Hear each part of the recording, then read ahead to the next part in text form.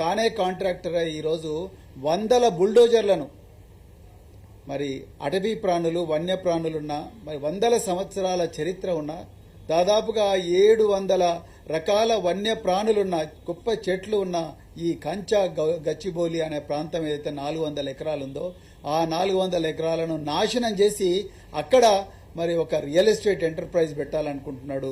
బడా బాబులకు ఆ ఏరియానంతా కూడా తాకట్టు పెట్టాలనుకుంటా ఉన్నాడు. దాన్ని పూర్తిగా మేము వ్యతిరేకిస్తున్నాం.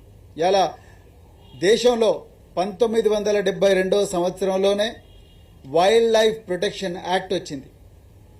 అదేవిధంగా 1980 సంవత్సరంలో ఫారెస్ట్ కన్జర్వేషన్ యాక్ట్ వచ్చింది.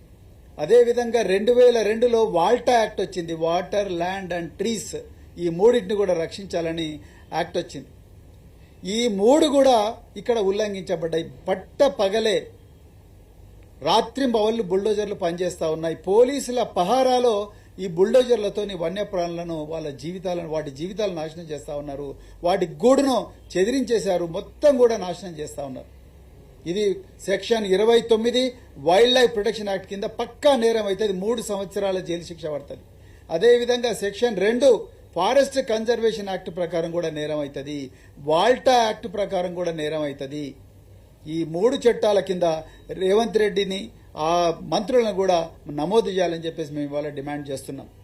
అదేవిధంగా నిన్న ప్రెస్ మీట్లో పొంగులేటి శ్రీనివాసరెడ్డి, అదేవిధంగా మల్లు బట్టి విక్రమార్క, ఈయన హైదరాబాద్ సెంట్రల్ యూనివర్సిటీ పూర్వ విద్యార్థి, దుద్దిల్ల శ్రీధర్ బాబు, ఈయన కూడా హైదరాబాద్ సెంట్రల్ యూనివర్సిటీ పూర్వ విద్యార్థి, వీళ్ళు ముగ్గురు కలిసి పచ్చి అబద్ధం తెలంగాణ ప్రజల ముందర పెట్టిండ్రు. అసలు హైదరాబాద్ సెంట్రల్ యూనివర్సిటీకి ఈ భూమికి సంబంధం లేదని చెప్పిండ్రు. అయ్యా శ్రీధర్ బాబు గారు, మల్లు బట్టి విక్రమార్క గారు, ఇప్పటికి కూడా చెప్తున్నా, మీకు ఇంగ్లీష్ వస్తుందని అనుకుంటున్నా. 1975లో వెంకట్రామరెడ్డి అని ఆనాటి secretary revenue Hyderabad central university vice ఛాన్సలర్కు 2400 ఎకరాలు మీకు అలాట్ చేస్తున్నామని క్లియర్గా చెప్పడం జరిగింది. ఆనాడు మీ కాంగ్రెస్ ప్రభుత్వం ఉన్నది. మీ కాంగ్రెస్ ప్రభుత్వం తెలివిగా వీళ్లకు ల్యాండ్ రైట్స్ ఇవ్వకుండా యూనివర్సిటీ వాళ్లకు నామకే వాస్తే ల్యాండ్ రైట్ చేసి మీరు కట్టుకోండి తర్వాత చూద్దామన్నారు. కానీ అప్పుడున్న యూనివర్సిటీ వైస్ ఛాన్సలర్ తెలివిగా యూనివర్సిటీ చుట్టూ కాంపౌండ్ వాళ్ళు కడితే ఆ కాంపౌండ్ వాళ్ళని కూలగొట్టి మీరు ఇలా మరి భూమిని ఆక్రమిస్తా ఉన్నారు.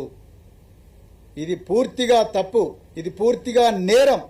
తెలంగాణ ప్రజలను అప్పుడు హైదరాబాద్ అగ్రికల్చరల్ యూనివర్సిటీలో దాదాపుగా 100 నుంచి 200 ఎకరాల బయోడైవర్సిటీ పార్కు నాశనం చేసి ఆ రోజు హైకోర్టుకి ఇచ్చిండ్రు. ఏ బరిని అడిగి చేసిండ్రు మీరు ఇది? అదేవిధంగా దామగుండంలో ఫారెస్ట్ను తీసుకుపోయి నేవీ వాళ్ళకు అప్పగించిండ్రు.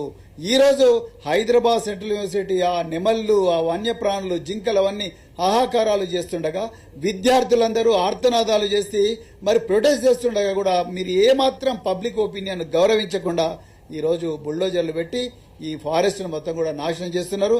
బీఆర్ఎస్ పార్టీ అంటే అటవీ ప్రాణులను రక్షించే పార్టీ. బీఆర్ఎస్ పార్టీ అంటే మరి ఫారెస్ట్ కవర్ను 23% ఉండే ఫారెస్ట్ కవర్ను పెద్దలు కేసీఆర్ గారు హరితహారం పెట్టి 33% చేసిండ్రు. ఒక్కరోజు 1 ఇంచు భూమిని ఆక్రమించలేదు.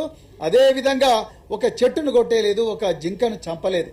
కానీ మీరు ఏమాత్రం పట్టించుకోకుండా మీ ఆస్తులు పెంచుకోవడం కోసం, వేల కోట్ల రూపాయలు మింగేయడం కోసం మీరు, మీ గురువైన చంద్రబాబు నాయుడు, వీళ్ళు ఇద్దరు కూడా మీరు పగబట్టి తెలంగాణ మీద